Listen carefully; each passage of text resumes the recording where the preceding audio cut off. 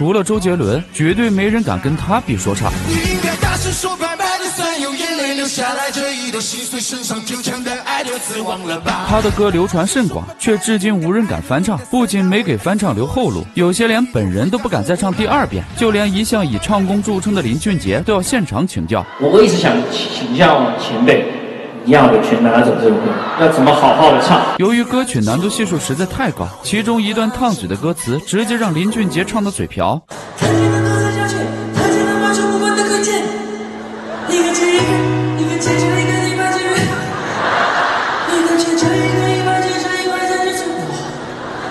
这个是比绕口令还绕。还得是台下的胡彦斌自己来，亲自给林俊杰上了一课。不过就算是他自己，第一次也卡了壳。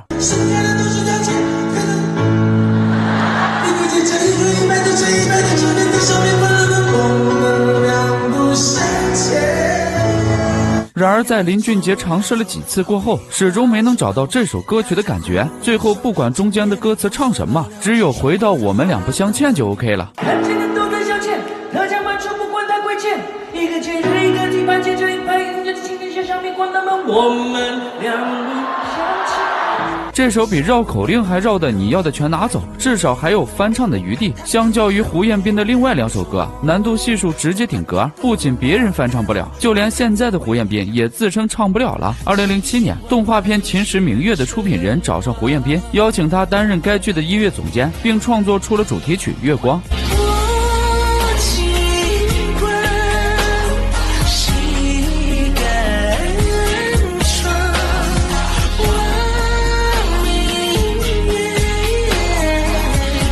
其婉转的曲调和胡彦斌独特的唱腔相得益彰，完美贴合《秦时明月》剧情。歌曲一经上映便收获好评无数，直接让动画随着主题曲一起火出了圈。不少粉丝更是直言，这是看剧时唯一一首不想跳片头的主题曲。期间制作方也曾考虑过要换主题曲，可没想到刚刚开始宣传就受到了歌迷的反对。就这样，从2007年开始，不管《秦时明月》播到第几集，播放量突破多少万，主题曲《月光》始终雷打不动。胡彦斌也因此获得了广电颁发的中国原创动画作品以及创作人才扶持最佳动画歌曲奖。然而就是这么一首经典的歌，却始终没人敢翻唱，连胡彦斌都说这是自己歌单中最难唱的歌之一。在我的歌单里面，这是最难唱的歌之一。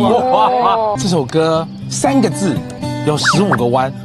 过情关，谁敢闯？而跟月光齐名的歌曲是红颜，这是胡彦斌为电视剧《荆轲传奇》创作的，一开口便是惊人的高音清唱，没有任何铺垫，编曲新颖又前卫，瞬间把人拉回了那个万马奔腾的古战场。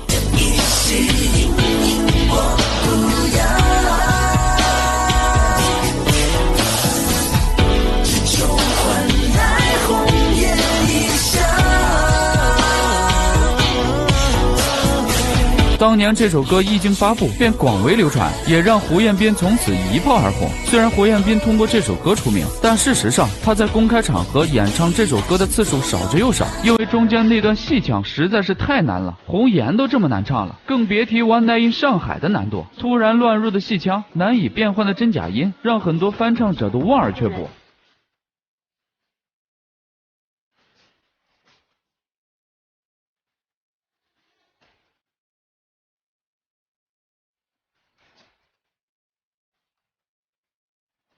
听完这首歌，不由得感叹胡彦斌的歌唱实力和创作才华被严重低估。不过你可能想不到，虽然胡彦斌才华横溢，但他却没有上过大学，甚至还学历造假。你以为胡彦斌只会唱歌？马云告诉你，大错特错。我对胡彦斌还是很佩服。我本来以为他只是嗓门好，卡拉 OK 里面练出来的。2019年，胡彦斌费尽心机，终于有机会交上36万学费，登上马云创办的湖畔大学入学名单。要知道，马云当初可是亲口表示，这所学校不招明星。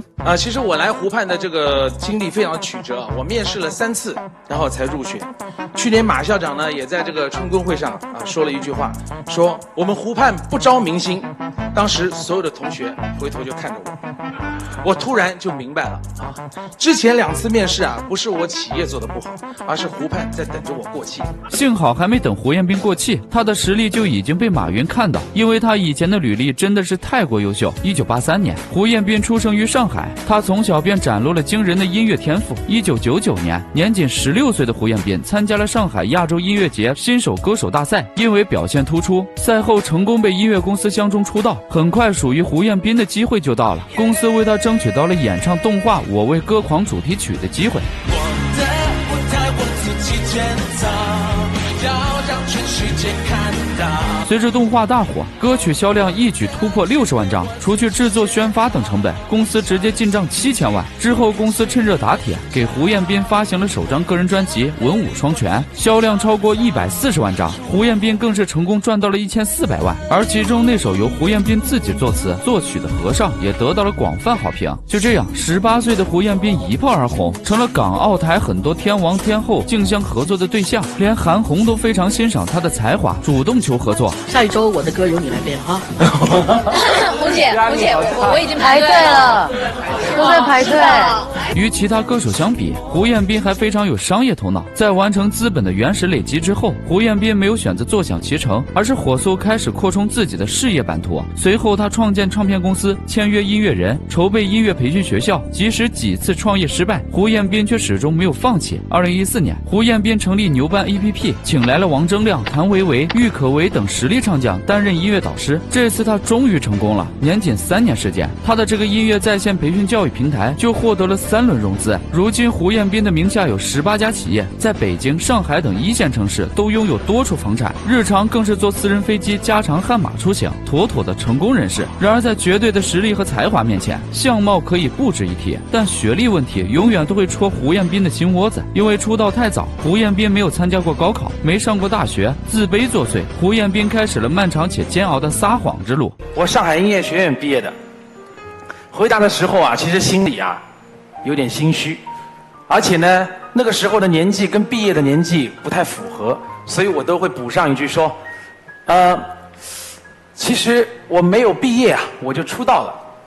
这个问题就这么被问了很多年，而且我都是这么回答的。其实上音是我当初最想考的学校，可我连高考都没有参加，后来也都没有以一个学生的身份进去过。胡彦斌大概是唯一一个敢自曝学历造假的明星。要知道，上一个学历造假的翟天临，直到现在都无法露面。当然，与翟天临论文作弊确认造假的事实不同，胡彦斌这个顶多算是打嘴炮。事实上，胡彦斌根本用不着自卑。早在20年前，他就已经能够做到年入1000万，这是很多高学历人才一辈子都难以企及的目标。而且，作为一位乐坛公认的音乐才子，自学成才的标签远比科班出身更能证明胡彦斌的才华。更何况，虽然没能考入梦想的上海音乐学院，但在2018年，胡彦斌却进入了北大光华管理学院进修。也许正是后来取得的巨大成功，胡彦斌才终于对过去并不光彩的经历选择释然。不过10年前发生的一件事，他这辈子可能都释然不了了。娱乐圈有多现实？亲妈一句话打醒胡彦斌，原来娱乐圈真的没有好人。我在那个病床上躺了整整180几天。那个时候我妈就说：“哎，你看，撞得这么严重都没有人来照顾你，没有人看你，还是老妈来陪你。” 2011年，胡彦斌在去兰州开演唱会期间，意外发生交通事故。车祸发生的一瞬间，在后座昏睡的胡彦斌来不及反应，便撞上了前排座椅。强大的冲击让他腰椎出现严重的骨折及错位，当场昏迷。这场车祸导致胡彦斌在床上躺了整整半年。因为伤势严重，胡彦斌的母亲几乎是日夜不休，伏案照顾。虽然大难不死，可胡彦斌内心并不好受，因为在此期间，除了公司同事之外，平时他在娱乐圈认识的一众好友根本没人前来探望。最终，母亲的那句话点醒了胡彦斌。死后，胡彦斌认清现实，他不再轻易在娱乐圈交朋友，也将与明星之间的人情交往当作逢场作戏。因为我感觉我自己不是娱乐圈，因为我感觉大家都的交情都认识，都给面儿，都点头，但是都泛泛。胡彦斌年仅16岁便出道，20年前卖唱片赚1400万。他3次创业，名下有18家企业，多次进修。念完北大后成为马云学生，还开创了我国在线音乐教育第1平台。这么牛的人物，却因为这次经历开始感到孤独，更是一头扎进了婚恋网，想找个对象。而他也大概是娱乐圈唯一一个因为娶不到媳妇要给自己征婚的男明星。2013年，30岁的胡彦斌信息竟然出现在婚恋网站上，征婚资料被曝光后，胡彦斌很快引起热议。没想到身价上亿的明星也沦落到要征婚的地步。面对网友们炒作的质疑声，胡彦斌却在采访时真诚地表示自己是认真的。而且大家至少他都是有那个想要在一起的一个这样的那个愿望的，所以我觉得那样会比较的快速跟精准。然而事与愿违，最后胡彦斌收到的全是女粉丝的来信，一个正经谈恋爱的人都没有。既然网络征婚行不通，无奈之下，胡彦斌只好将目光投向《非诚勿扰》的24位女嘉宾。结果这次更惨，直接被节目以不请明星为由拒绝。其实以胡彦斌的财力和才华，30几岁还找不到对象根本不可能。于是便有网友猜测，难道真如前女友所言，胡彦斌是个不好搞的上海妈宝男？我搞不定上海男人，了解。当然说归说，闹归闹，还是希望40岁的胡彦斌能早日找到另一半。2018年，仅有高中学历的胡彦斌被南京艺术学院正式聘请为客座教授，音乐才华再次得到验证。回顾遍地俊男靓女的娱乐圈，胡彦斌刚出道就被嘲笑长着一张星途暗淡的脸，深知靠不了也不靠颜值的他并不介意，硬是凭借才华和努力闯出了自己的一片天。在参加节目时，他也大方自嘲：我的粉丝始于才华，陷于才华，忠于才华。胡彦斌的经历告诉我们，颜值并不能决定一个人的上限，才华可以比精致的外表更有魅力。视频结束，喜欢明星故事的可以关注我，别忘了点赞转发，我们下期再见。任贤齐当年到底有多火？一向骄傲的王菲都甘拜下风。据我了解，反正我走到哪儿都能听到的就是心太软。赵丽蓉也忍不住将改编版《心太软》带上春晚。我总是心太软，心太软，不愿让你练功到天亮。当年《心太软》一经发布便风靡亚洲，销量超过2600万张，这个难以想象的天文数字至今无人能破。在四大天王之后，周杰伦之前，任贤齐就是最流行的全民天王。在那个世纪之交的年代里，他的歌火遍大街小巷，老少通吃，就连雅鲁藏布江边的藏族小朋友在放羊的时候都在唱他的歌。然而很少有人知道，在任贤齐大火之前，他竟在滚石坐了7年的冷板凳，甚至差点就被解约，还被讽刺为年度解约歌手。1966年，任贤齐在台湾省出生。21岁那年，凭借出色的运动天赋，任贤齐被保送到中国文化大学体育系。如果照这样发展下去，他日后可能会成为一名运动员。不过命运弄人，大学期间为了减轻家庭负担，任贤齐在一家乐行干起了兼职，从此便和音乐结下了不解之缘。在吉他老师的介绍下，任贤齐签约了自己第一家唱片公司，并成功出道。不过没唱多久，任贤齐就到了服兵役的时间。万万没想到，等他服完兵役回来，公司没了，自己还被一起打包卖给了滚石唱片。因为唱片公司那时候倒闭了嘛，然后我被买到新公司去，我还是跟着那个桌椅一起买过去的。清点财产的时候，他们必须要点说这个桌子5套，歌手1个，任贤齐。那时滚石唱片人才济济，重心根本不在新人身上，更何况彼时的任贤齐长相和唱功都不出众。日后的天王任贤齐成了跑腿打杂的存在，负责买饭和打扫卫生，5年从未推出过一张专辑。更惨的是，每年的解约歌手的名单中都有任贤齐这3个字。我站在那儿，还有人说你是来送快递的吗？这样没有，你不是重点歌手，所以我那个时候通常都出现在年度解约歌手的名单里面。然而任贤齐年年到淘汰边缘，却始终没有被裁，因为他的背后有一位大佬作保，那就是滚石的金牌制作人小虫。此前小虫虽然一直看好任贤齐，但忙碌的他始终无暇顾及。直到1996年，任贤齐与滚石合约马上到期，小虫这才想起他，于是帮他制作了专辑《依靠》，发行1个月卖出了16万张，这个成绩不算好也不算坏。有了第1张专辑的良好开端之后，小虫开始为他精心打造第2张专辑。其实这个时候任贤齐已经做好了打算，如果这张专辑再不行，他就退圈专心练体育。可没想到这张专辑竟然大火特火，同名主打歌更是火出了一个惊人的高度，这就是那首《心太软》。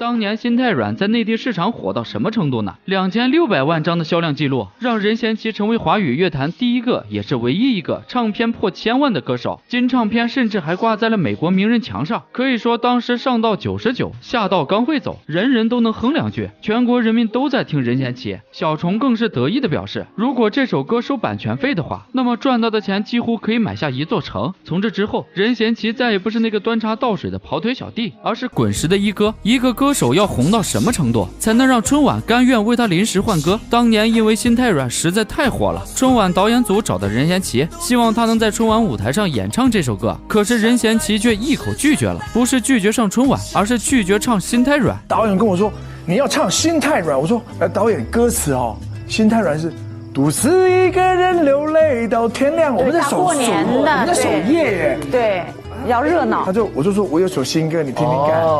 然后他就让我唱新歌。就这样，33岁的任贤齐在春晚舞台上唱了专辑里的新歌《对面的女孩看过来》。没想到，随着春晚播出，这首歌同样爆火，成为无数少男的求爱圣歌。更离谱的是，该专辑的另一首歌同样是现象级神曲，那就是改编自日本天后中岛美雪的《伤心太平洋》。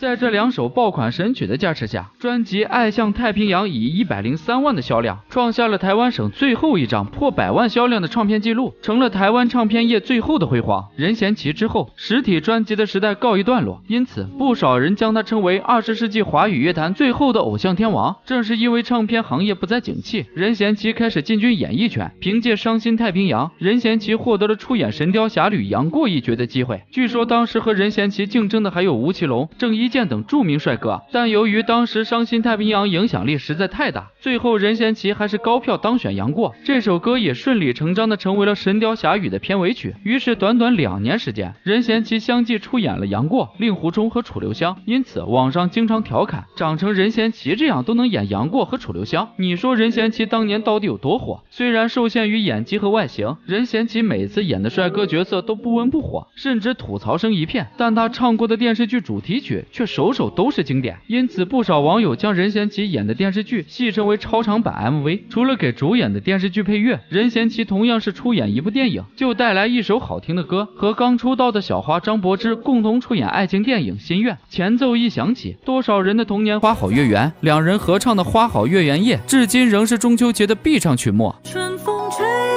呀吹，吹入我心扉，想念你的心怦怦跳不能入睡，为何你呀你不懂落花的忧郁。跨入新世纪，华语乐坛百花齐放，周杰伦更是横空出世，属于任贤齐的时代逐渐过去。好在他并没有太过在意名气和流量，而是坚定发展的方向。流量要干嘛呢？流量过了一阵子没有人会记得吧，作品会说话。之后任贤齐将重心放在了演戏上，不停磨练演技。他不再执着出演暖男帅哥类的角色，而是开始挑战反派角色。为了塑造好角色，他可以增重到200斤，对着镜子从早看到晚。在这种敬业精神的支持下，任贤齐如今在影视圈站稳了脚跟。任贤齐这辈子最骄傲的事情，不是唱火了心太软，而是捧红了五月天。持续了20年的兄弟情，小情歌，你是我们永远的大哥，我们爱你。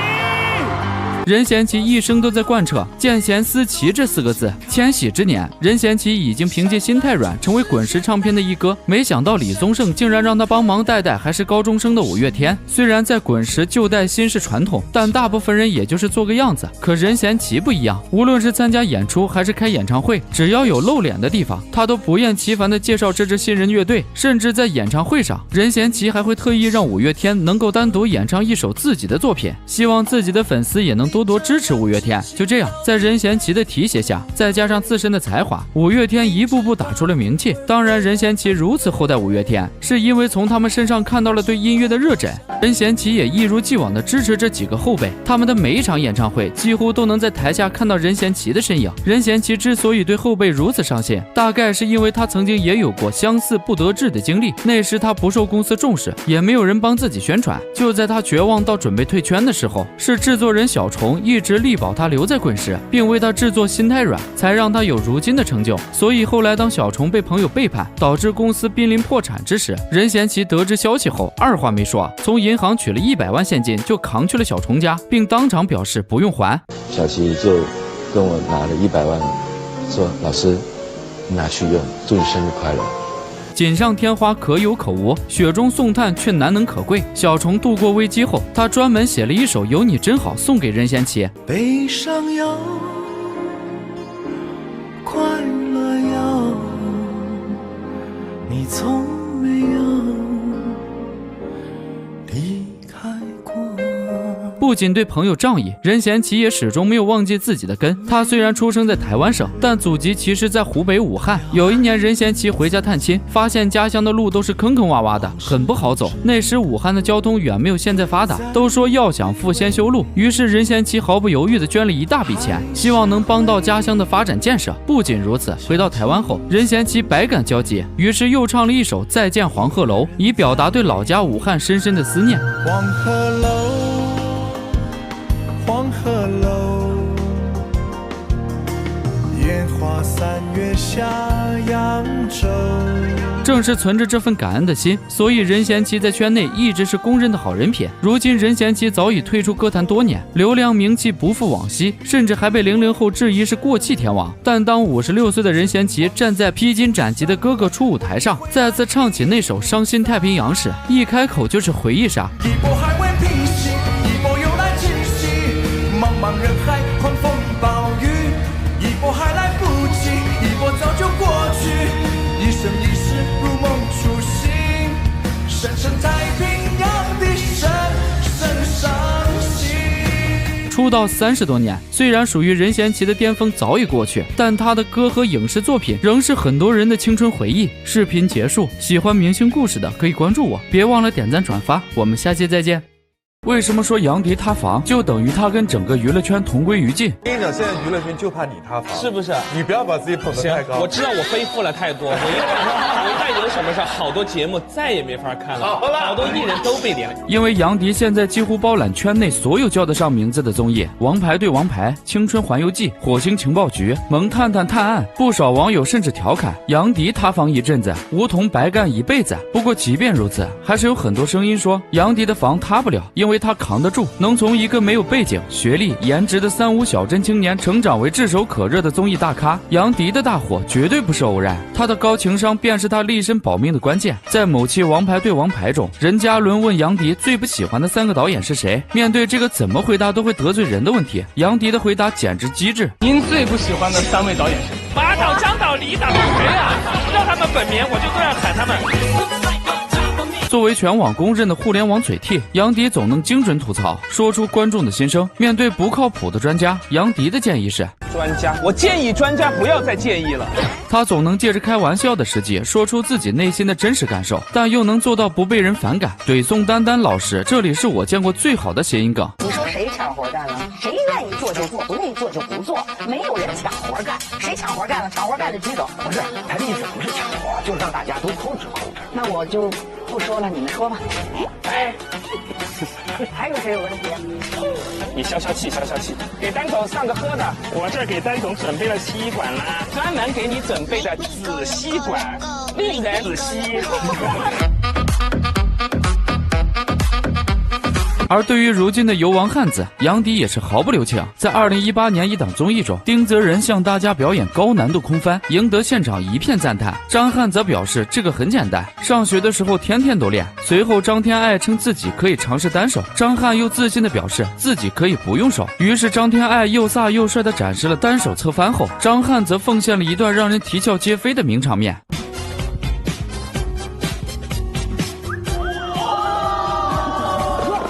说实话，夹杂着一丝幽默。而在某峰塌房之前，杨迪早就无数次在节目中暗示过他的生活作风问题。在火星情报局上，薛之谦笑着吐槽某峰，说他没有一天不在夜店里。刚开始，某峰还想否认，杨迪立即接过话来：看你嗓子，这个是因为工作。我们都住这边这个酒店，你一定要去那边那个酒店住，你要干什么？生怕我们在这边酒店看到点什么，真的是。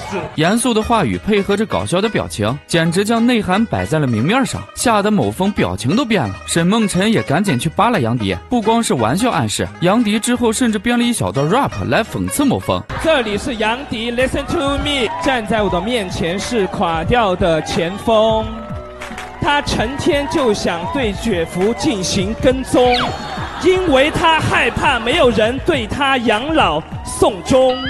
希望我们所有人送他2个字：驾崩。可惜当时的观众只是以为杨迪在开玩笑，并没有真正在意。作为如今备受欢迎的综艺咖，除了配合搞气氛之外，杨迪大多数时候都在察言观色。我喜欢就是发现谁这会儿没有特别在意到的时候，我就会把他拱出来，让他去干嘛干嘛这样子，然后跟他进行一些配合。他们很多时候，哎，杨迪这一场有你，我就高兴了，我就安心了。相信许知远对此深有体会。在《向往的生活》中，杨迪没有来之前，许知远总是一个人行动，显得有些孤僻内向。大家都说仿佛许老师在自己录一个节目，但杨迪出现后，许知远却主动说：“我觉得我们俩性格挺合得来的。”这个合得来是杨迪时刻记挂的关心。这么热的天是不是晕哪儿了？我去搂一眼啊。是主动靠近招呼的热情。你好。我是杨迪，也是主动配合的迁就。我特别喜欢那村口，你去看了吗？咱们先去吧。许知远说完，杨迪立即起身，和他一起去往村口。对于社恐来说，杨迪简直就是救星般的存在。不过能成为这样一位高情商代表，杨迪之前的经历可以用痛不欲生来形容。这8个字是杨迪最不愿回首的一段综艺经历，也彻底改变了杨迪的命运。若无人，死不要人。2004年，当看到芙蓉姐姐靠扮丑爆火，成为初代网红后，18岁的杨迪拉着舍友搞了个羌族双煞的组合，也开始做起模仿秀。很快，2人便凭借一段恶搞《白蛇传》的段子在网上走红。无缘对面手拦截，是烟修的同船渡，百年修得共枕眠。就当杨迪以为自己就此逐梦演艺圈时，他的搭档却在大学毕业后选择了离开。2009年，心有不甘的杨迪毅然辞去编导工作，孤身一人参加了搞笑节目《你最有才》。节目里，他无节操的秀下限，用一张平平无奇的脸挤出搞笑浮夸的表情。在看完杨迪的表演后，评委黄安断定他以后一定成功不了，并给出了让杨迪铭记一生的评价。杨迪做到了这个表演的最高境界8个字：旁若无人，死不要人。在舞台上松弛才有效果，对吧？像你这么松的人，实为难见。之后，为了证明自己，杨迪参加了当时很流行的水上闯关节目。大家好，我是羌族小帅杨迪。羌族小煞。穿着背带裤的他看起来十分滑稽，每次摔倒都会引起现场哄笑。为了那出镜不足1分钟的镜头，杨迪一次又一次掉进水里。有一次他在水里独自挣扎了很久，救生员误以为他在搞怪，过了很久才去救他。那次杨迪差点淹死。当晚他给妈妈打电话，母子2人失声痛哭。录节目差点淹死，凌晨3点多回到酒店以后，第一件事就要跟我家里打电话。我觉得我不跟我妈妈通个话，我真受不了了，就属于这种。结果电话一接通，一听到我妈妈的声音，我话都说不出来，我就开始大哭。2010年，中国达人秀邀请杨迪录制，他终于迎来了自己的机会。在节目上，杨迪面目狰狞，极度夸张的表演逗乐了不少观众，还因此被网友戏称为表情帝。也正是这一年，通过电视台的引荐，杨迪得以拜访喜剧艺术家李伯清。不过当时的他十分紧张，还特地把手机给关了。该关机还是关机了？关灯儿。跟李老师摆条手，李老师等一下哈，我接个电话。不用道歉，这种太不好了，我把机关了。然而一见面，李伯清老师一针见血地指出杨迪的恶搞没什么水平，只能满足网友一时的新鲜感。当时的杨迪不能接受，他站在原地崩溃。不要赔了嘛！我是坏人啊？你觉得？我没有说你是坏人。我就是个讨厌的人，好了吗？没有。我只要能混口饭吃嘛，因为哪一心想搞这个嘛？现在讲法。东西那个我也不想问啊，没法的嘛。不过随后杨迪幸运的被周星驰看中，被邀请参加电影《西游降魔篇》。虽然只演了一个戏份不多的配角，但和星爷的这次合作让他看到了希望。不过很快一次颁奖典礼就将杨迪打回了原形，他长得太丑了，干嘛要他上来？这是杨迪这辈子受过最大的侮辱。2012年，杨迪被通知去领奖，结果等了很久，却一直没有人叫他上台。主持人谢娜觉得很奇怪，于是去质问主办方，结果却得到一个让人气愤的回答。主办方说他长得太丑了，干嘛要叫他上来？气急败坏的谢娜决定替杨迪打抱不平。然后当时谢娜在现场就听到了这句话，就替他打抱不平，说杨迪，我一定要帮你此后只要有他主持的节目，就必然有杨迪的身影。在谢娜的帮助下，杨迪的事业才真正迎来了转折，而他也时刻铭记谢娜的恩情。娜姐真的是感恩一辈子的事情，我不能讲她的名字。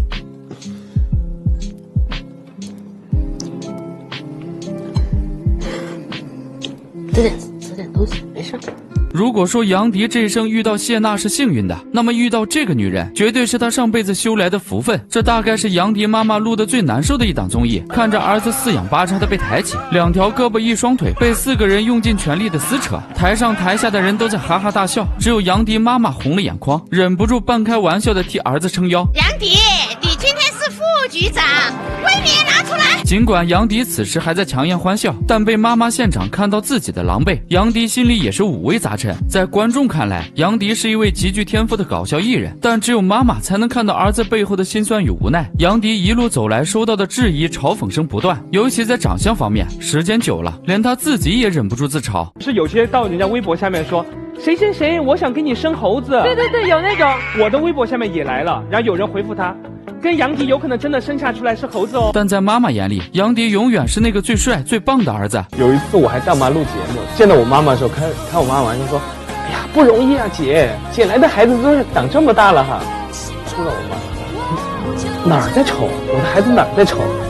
杨迪在一档节目中说过，因为妈妈不懂得综艺效果，时常会当真。有的时候录节目的时候，大家会说我丑啊什么之类，但是我知道大家都在开玩笑，为了逗观众笑嘛。杨迪作为一个综艺咖，哭的次数并不多，最伤心的一次是为了妈妈。我不管我干什么，我妈都说好棒，就这样子，然后我就越发的往我想做的事情去干。此刻，杨迪妈妈坐在台下，认真注视着儿子，眼神中全是疼爱和包容。无论杨迪在综艺中扮演什么样的角色，在妈妈看来，他都是最帅的一个。我觉得你是我心中最帅的儿子。